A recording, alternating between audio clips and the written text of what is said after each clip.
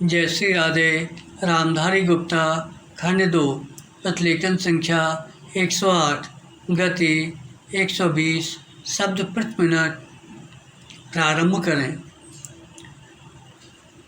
महोदय, भारत में दरिद्रता का साम्राज्य था, इसलिए स्वामी जी ने आध्यात्मिक शिक्षा के साथ साथ दो मुख्य आदर्शों कर्म ही पूजा है तथा मानव सेवा ही ईश्वर सेवा है की शिक्षा भी प्रदान की। स्वामी जी ने विश्व भ्रमण करके देख लिया था कि नई मानवता कितनी उच्छाल एवं बलवती है।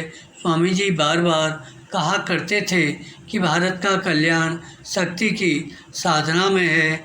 वे उस प्रकार के सुधारक और संत थे जिसकी अनुभूति में पुराने धर्म नवीन रूप ग्रहण करते हैं। सच्ची ईशोपासना यह है कि हमें अपने मानव बंधुओं की सेवा में समर्पित कर देना चाहिए। स्वामी जी ने मानवता को सर्वोपरि माना है। उन्होंने संपूर्ण विश्व को एक परिवार के समान प्रस्तुत किया। शिकागो के सर्वधर्म सम्मेलन में सभा को संबोधित करते हुए कहा, मेरे अमेरिका के भाइयों और बहनों, स्वामी जी का संदेश था आपस में मिलजुल कर रहो और इसी भारतीय एकता के महत्व को स्वामी जी ने बड़े ही सुंदर ढंग से समझाया है। मन से एक बनो, विचार से एक बनो। मन से एक होना समाज के अस्तित्व का सार है। जीवन का धर्म आदान प्रदान है। धर्म व्यक्ति और समाज दोनों के लिए उपयोगी है। स्वामी जी ने सब धर्मों को एक समान नीति का प्रवर्तक माना है। कोई धर्म छोटा अथवा बड़ा नहीं। दोष किसी धर्म में नहीं, अपितु धर्म के गलत विश्लेषण में है। पैरा, स्वामी जी ने कहा कि हमें धर्म का आधार नहीं छोड़ना चाहिए।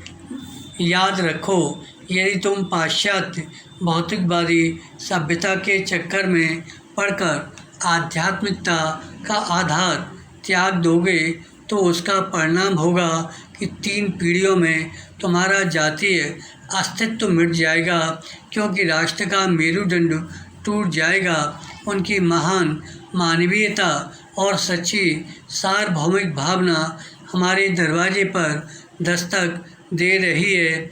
मृत्यु भय कभी कभी मनुष्य को सताता है।